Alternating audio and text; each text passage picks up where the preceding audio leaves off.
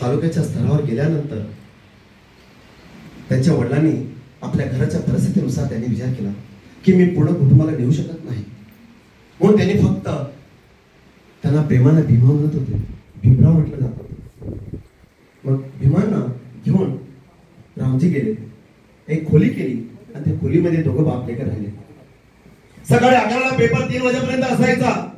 बाबा लवकर उठून त्या ठिकाणी आपल्या लेकराचा डबा तयार करून आणि भीमाला त्यांनी तयारी ठेवायचा. भीमा जा तू खाऊन घे. भीमा जसा पेपराला गेला, पेपर देऊन आल्यानंतर सांगायचं बाबा तुम्ही पण बसा जेवायला, लेकरा तू खा.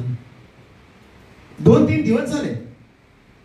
भीमाला प्रश्न पडला की मी जेव्हा विचारतो माझ्या बाबांना की बाबा जेवण करा, बाबा जेवत नाही, बाबा असं कसं करतात.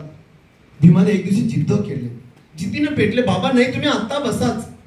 लेकरा बापानं सांगितलं लेकराला, अरे नाही रे मला भूक नाही, मी नंतर खाईन, मला भूक लागलीच नाही. भीमा आवर्जून रूम मध्ये गेले. त्यांनी बघितलं ती टोकरी ओपन केली, त्या टोकरीमध्ये काहीच नव्हतं. तेव्हा त्यांना कळालं की माझा बाप काय खात होता. बापासारखा बाप मिळावा, ओ बापासारखा बाप मिळावा, जगात कोटे पुण्य करावा, नका जाओ विसरूनी मोठे झाल्यावर.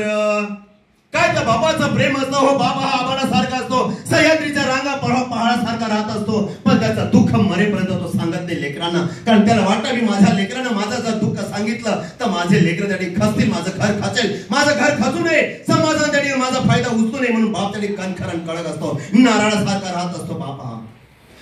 बापाचं प्रेम हे जगात दिसलंच नाही कुणाला. आईचं प्रेम क्षणोक्षणी डोळ्यात दिसतं. माती जगर माती माय माय जात्यावर दळी ते, एक एक दाण्याला रक्त झिजते माय माई. ही आई आपल्याला दिसली हो, समुद्राचा सागर तिचा नेहमी डोळ्यात येत असं गंगा जमुना यमुना सारखं, पण बाप मात्र दिसला नाही. माय लहानपणीच लेकरात सांगतो, बापाला सांगू उचल पोटी